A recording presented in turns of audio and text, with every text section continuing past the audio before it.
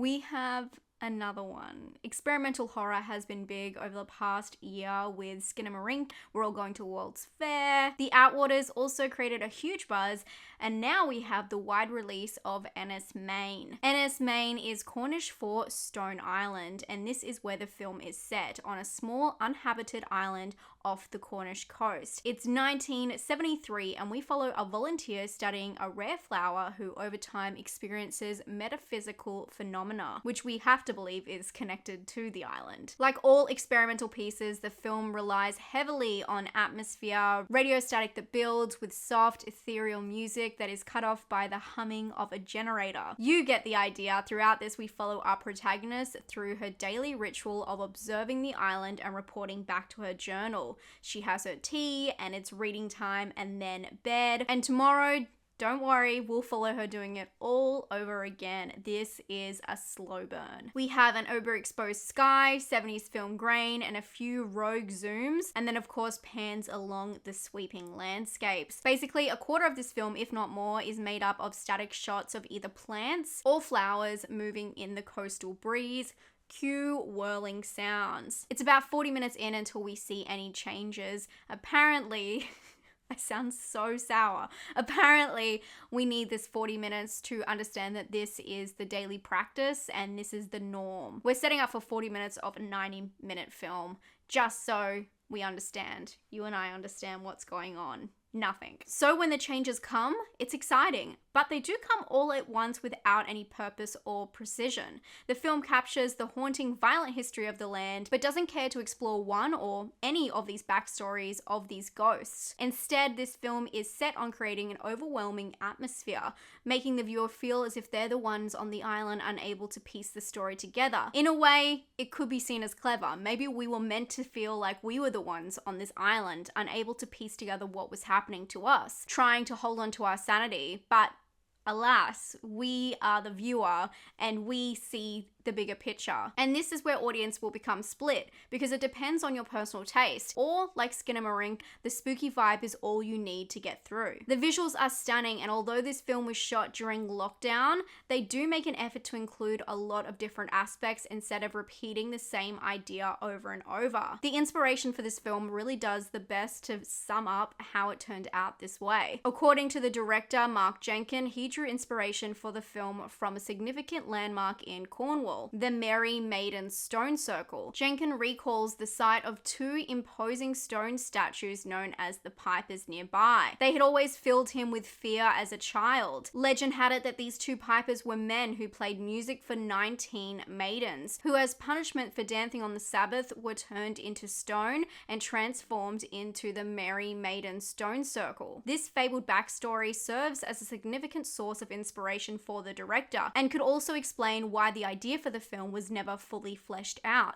Because like a child is scared of an urban legend, the film is the feeling of fear or anxiety that comes from encountering the unknown, rather than being focused on solving a specific mystery or uncovering a hidden truth. The director Mark Jenkins also said that the film only took 3 nights to write, and he wrote it by hand in a notebook. The film at times feels like a way to explore and observe a fearful place, a personal story to the director and a way for him to express how he felt about the original Stone Circle, hoping that viewers along the way may be able to relate. Maybe they have something similar in their childhood.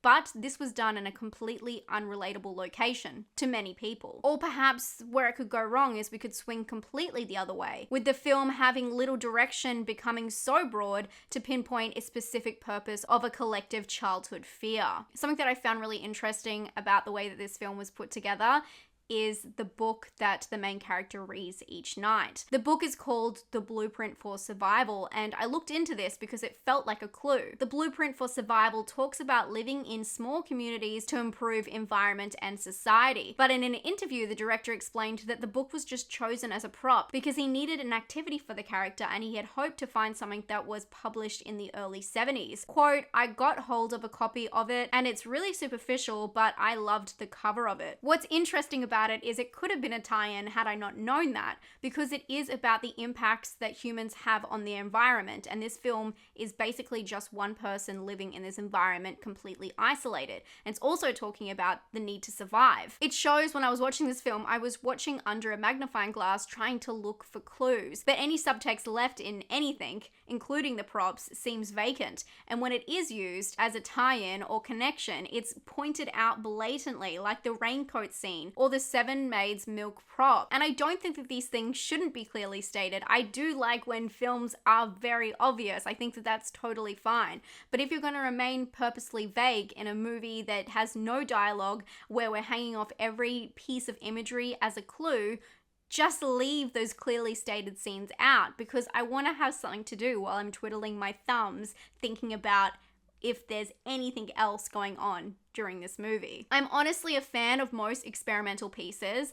We're All Going to the World's Fair and Skinamarink, which I've already mentioned, are recent films that rely solely off atmosphere, with an understanding between the filmmaker and the audience that this piece is meant to evoke this negative feeling of nostalgia, this permanent scar with your memories within your childhood that somehow, no matter where you grew up, you always feel when you watch these films. It's somehow relatable across all of these different settings, because fear and the sense of dread is a universal feeling. But Enys seems deeply personal to the director, and without giving us any clues to what he is fearing, it's only giving us a hint of a story that runs for 90 minutes, and somehow for this film, 90 minutes felt way too long. I'm giving this film a 4 out of 10. It is beautiful, and I read somewhere that a reviewer called it a exhibition piece instead of a film itself, and I would agree with that. It seems like something that could loop on in the background, and maybe if you were in this sounds so bad, but if you're in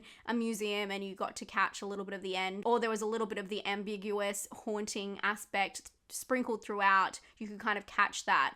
It actually would work better if it was a mundane loop of everything she was doing each day, and then they kind of sprinkled in some subtext or backstory throughout, instead of saving it all for the second half of the film and not really giving us any real payoff or explanation. And again, it's not bad to be ambiguous, but I think keep it short, keep it sweet, and have a point to it. For originality, I'm going to give it a 3, and for scare, I'm going to give it a 2. Let me know if you've seen this film and what you thought, and let me know, please let me know some of your favorite experimental works.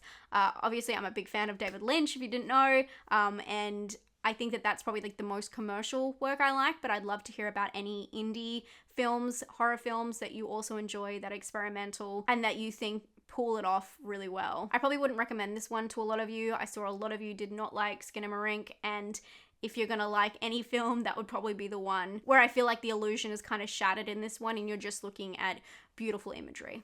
Anyway, I hope you're having a fantastic day. If you did like this video and you found it helpful, please give it a thumbs up. And if you would like to support me over on Patreon, I would love to have you there. I do bonus videos every single week, and I'll talk to you all very soon for a new video. Stay safe and stay spooky. Bye, friends.